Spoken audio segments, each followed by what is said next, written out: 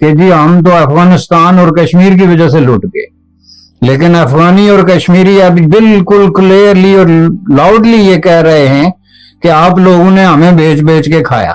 अफगानिस्तान का इंडिया के साथ रिलेशंस देखा जाए तो चाइना के साथ तो उनके बिल्कुल हैं, लेकिन उन्होंने ईरान के थ्रू बेहतरीन अपने ताल्लुकात बनाए हुए हैं। वो इस तरह है कि 2016 में नरेंद्र मोदी ने विजिट किया हुआ था चाबहार, कि हमने ट्रेड बंद की थी और कहा था कि हम अपनी लैंड भी नहीं यूज होने देंगे, लेकिन उन्होंने ईरान के थ्रू जो है अफगानिस्तान भिजवा दिया। क्या कहना चाहेंगे? हमने ट्रेड बंद कर दी, अगर यही हमारी ट्रेड ओपन होती तो अफगानिस्तान को भी इजीली मिल सकती थी और हमें भी गंदम जो हम महंगी बाहर से खरीद रहे हैं रशिया से, वो हम इंडिया से खरीद लेते। खुदा के लिए भारत के साथ अपना मुकाबला करना छोड़ दें। अब मैं दूसरी बात बताना चाहता, भारत आपसे 100 साल आगे है, बांग्लादेश आपसे 50 साल आगे है, आप अफगानिस्तान है आज। पूछे किस तरह? अफगानिस्तान की आवाम को 20 लाख टन गंदम जो है वो भेज रहा है, लेकिन इस दफा वाया पाकिस्तान नहीं, वाया ईरान बंदरगाह। क्या कहेंगे आप? तो ये ऐसा है कि हम अपनी मिट्टी जो है वो खुद पलीत कर रहे हैं कि हम जो है वो कश्मीर के नाम पे हमने ट्रेड बंद कर दी। क्या अफगानिस्तान को कश्मीर नजर नहीं आता?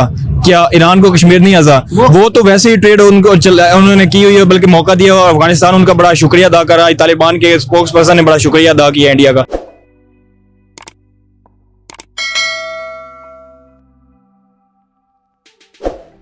नमस्कार दोस्तों, स्वागत है आप सभी का आपके अपने चैनल पर। अफगानिस्तान को अपने कंट्रोल में करने के लिए पाकिस्तान ने 70 साल बर्बाद कर दिए, लेकिन मिला ठेंगा। पिछली बार भारत ने 50,000 टन गेहूं अफगानिस्तान को पाकिस्तान के रास्ते भेजे थे, लेकिन भिखारी पाकिस्तान ने भारत द्वारा भेजे गए गेहूं चोरी करके दूसरे सड़े गले गेहूं डाल दिए थे। इस बार मोदी जी ने ईरान के रास्ते गेहूं भेज दिए तो पाकिस्तान की जल गई, क्योंकि पाकिस्तान सोचता है कि भारत को अफगानिस्तान से लेन देन करने के लिए पाकिस्तान का बॉर्डर इस्तेमाल करना पड़ेगा, लेकिन पाकिस्तान को यह चाल उल्टी पड़ गई। भारत के गेहूं चाबहार पोर्ट के जरिए अफगानिस्तान पहुंच भी गया और तालिबान ने खुशी जाहिर करते हुए मोदी जी को धन्यवाद भी कहा है। तालिबान का भारत को धन्यवाद कहना पाकिस्तान के लिए बड़ा झटका था, लेकिन जिस तालिबान को पाकिस्तान अपनी उंगलियों पर नचाना चाहता था, वो तालिबान आज भारत का मित्र बन गया है। पाकिस्तान को एक बड़ा झटका तब लगा जब तालिबानी मंत्री ने कहा कि भारत हमारी फौज को ट्रेनिंग देगा।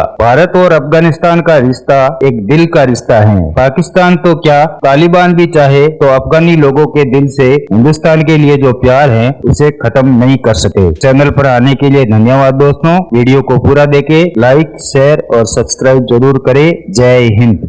इंडिया ने एक बार फिर से अफगानिस्तान को 20,000 टन गंदम भेजने का ऐलान किया है, लेकिन इस बार जो गंदम भेजी जा रही है वो वाया पाकिस्तान नहीं, वाया ईरान भेजी जा रही है। क्या कहेंगे, क्या वजह है? इंडिया ने पाकिस्तान को डिश क्यों करवा दिया? इंतहाई अफसोसनाक खबर है, जहां पे आपका बॉर्डर शेयर करने वाला एक कंट्री जो कुराए अर्ज पे मौजूद है और उस तक आपकी रसाई तो खैर नहीं है, लेकिन सेकंड कंट्री भारत वो आपके जरिए अपने एक्सपोर्ट्स करता था अफगानिस्तान के अंदर। आज अगर पाकिस्तान के थ्रू इंडिया का ट्रेड अफगानिस्तान में नहीं हो रहा तो इसका नुकसान हमें है। इस तरह नहीं होता कि किसी कंट्री के अंदर, किसी मुल्क के अंदर कोई दूसरा मुल्क अपना सामान भेजे, वहां से वो मूव करवाए, एक रूट बना, उस रूट से जाए और उस मुल्क को पे ना करे। डेफिनेटली उसका रेवेन्यू हमें फायदा था। जिस तरह होता है कि पाकिस्तान के अंदर पर कैपिटा इनकम जीडीपी को हम काउंट करते हैं, तो जीएनपी के अंदर हमेशा से वो उस पैसे को हम काउंट करते हैं जो मुल्क के बाउंड्री के बाहर से आती है। तो इसी तरह हमारे लिए एक नुकसान की बात है। अब दूसरी बात, अगर अफगानिस्तान का इंडिया के साथ रिलेशंस देखा जाए तो चाइना के साथ तो उनके बिल्कुल हैं, लेकिन उन्होंने ईरान के थ्रू बेहतरीन अपने ताल्लुकात बनाए हुए हैं। वो इस तरह है कि 2016 में नरेंद्र मोदी ने विजिट किया हुआ था चाबहार ईरान में विजिट करने के बाद 2017 में $85 मिलियन इन्वेस्ट किए चाबहार पे। अब देखें, आप हमेशा से अपने मुफाद को देखते हैं। आप ये नहीं देखते कि अगला मुल्क मेरे लिए क्या कर रहा है। अगर अगले मुल्क में इन्वेस्टमेंट से मुझे फायदा है तो आपको 10 कदम आगे बढ़ के करना चाहिए। 16 में नरेंद्र मोदी ने विजिट किया, 17 के अंदर नरेंद्र मोदी ने $85 मिलियन लगा के वहां चाबहार की इन्होंने इनॉग्रेशन की। सिर्फ इस खातिर कि उसको पता है कि यहां से फायदा किसको मिलना है। अब जब वो रूट बना तो पाकिस्तान का जो गवादर पोर्ट है उसमें और आपको जो चाबहार है इसमें सिर्फ और सिर्फ 72 किलोमीटर का टोटल फासला रास्ता है, लेकिन हम उनसे ताल्लुकात टाइज नहीं बना सके। इंडिया ने उठ के जाके उनके लिए इन्वेस्टमेंट किया, $85 बिलियन इन्वेस्ट किए, उनके लिए बना के दिया।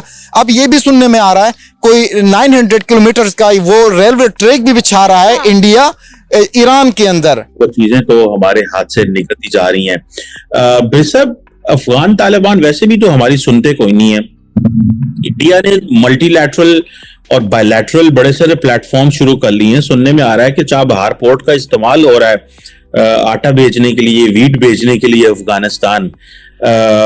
तो हम तो जनरली अगर अभी अफगानिस्तान की बात कर रहे हैं, आपको लगता है कि अफगान तालिबान पूरा जज कर बैठे हैं कि पाकिस्तान इतना कमजोर है कि ये कुछ भी नहीं कर सकता, हमें कुछ भी नहीं दे सकता, सो लिहाजा इनसे इंगेज करना, इनसे डायलॉग करना किसी किस्म का कोई फायदा ही नहीं है, इनसे दूर रहा जाए और इंडिया को एज ए पार्टनर चुना जाए, जो कि पाकिस्तान ने पिछले, मैं समझता हूँ कि 50 साल 60 साल इस बात पे इस्तेमाल कर दिए कि अफगानिस्तान जो है वो इंडिया के साथ लिंक ना हो। अफगानिस्तान के डिफेंस मिनिस्टर ने कहा कि अगर अफगानिस्तान की जो फौजें हैं वो इंडिया जाएंगी ट्रेनिंग लेने के लिए। आपको लगता है कि अफगानिस्तान जो है वो तालिबान जो हुकूमत है वो इंडिया के करीब होगी और पाकिस्तान जिस चीज को रोकना चाह रहा था पिछले 50 साल में वो अशरफ गनी तो उतना जोर से ना कर सका हो या कारजाई तो ना कर सका हो, लेकिन अफगान तालिबान जो है वो उतने जोर से या उतनी ताकत और शिद्दत से इंडिया के करीब होंगे। Do you see this merit in this argument? देखें जी, अगर मैं इस आर्गुमेंट को अफगान पॉइंट ऑफ व्यू से देखूंगा ना, तो हर काम जो होती है ना वो तारीख से दो तरह के सबक सीखती है। एक जो होते हैं ना आपके तारीख के तल्ख तजर्बात, तो उनको आप सामने रख के तो आप बहुत बड़ी रियलिस्टिक किस्म की एक नई अप्रोच डेवलप करते हैं जो पाकिस्तान को मसलन इंडिया के बारे में करनी चाहिए। तो एक वो होता है जब आप तारीख से जो है ना वो बहुत ज्यादा ओवर इन्फ्लेटेड किस्म की इंस्पिरेशन और इस तरह के तासरात लेते हैं जो रियलिटी से बहुत दूर होते हैं। अफगानियों का अलमिया ट्रेजिक ये है कि उन्होंने दोनों काम किए। एक तो उन्होंने तारीख से जो सबक सीखा पाकिस्तान के बारे में उसमें वो 99% मुतफिक हैं, और मेरी जितने भी अफगान लोगों से बात हुई है उन्होंने कहा जी हमारी जो मिजरिंग्स हैं, सफरिंग है गुज़श्ता जो है 1979 से लेके आज तक, उसका सबसे बड़ा जिम्मेदार जो है वो ना सोवियत यूनियन है ना अमेरिका है बल्कि पाकिस्तान है। और वो सीधे ब्लंटली ये कहते हैं कि पाकिस्तान को हमारे मरवाने के लिए डॉलर मिलते थे और उन डॉलर्स की खातिर उन्होंने हमको इतनी बेदर्दी से मार दिया, हमारी नस्लें तबाह कर दी। इंडिया जो है ना वो मुसलमानों पे जुल्म करता है जी, इधर जुल्म करता है। मैं तो अब थक गया हूँ, आप भी सुनते होंगे। तो अफगानिस्तान क्यों नहीं बात करता, ईरान क्यों नहीं बात करता? हमने ये चुरन क्यों अवाम के ज़हनों में दिमागों में डाल दिया है कि जी वो जुल्म करता है। ईरान के साथ भी इंडिया के रिलेशन ठीक हैं, अफगानिस्तान के साथ भी रिलेशन ठीक है। हमने अपना ग्वादर पोर्ट नहीं दिया तो उन्होंने ईरान वालों ने दे दिया। वो ईरान के थ्रू अफगानिस्तान जो है वो गंदम भेज रहे हैं। तो क्या कहना चाहेंगे? यार ये देखें, अगर तो पाकिस्तान इंडिया के खिलाफ खुद जान के कहता है कि हमारी लड़ाई है, असल में ऐसी हकीकत में कोई चीज नहीं होती। अगर होता तो कश्मीर आपका आजाद क्यों ना हो चुका होता। ये सियासत है पाकिस्तान की, है कि वो कश्मीर के नाम पे एक सियासत कर रहे हैं कि जी हम आएंगे, हम कश्मीर का चूरन बेच रहे हैं 75 साल यही बेच रहे हैं। पाकिस्तान के अंदर सियासत यही कर रही है। जब तक पाकिस्तान के अंदर आम आदमी से लेके ऊपर तक सारे ठीक नहीं होंगे, पाकिस्तान ठीक नहीं होगा। तो पहले तो पाकिस्तान के अपने हालात को ठीक करना चाहिए ना, फिर अगर दूसरों की बात करें भी। पाकिस्तान के हालात कैसे ठीक होंगे?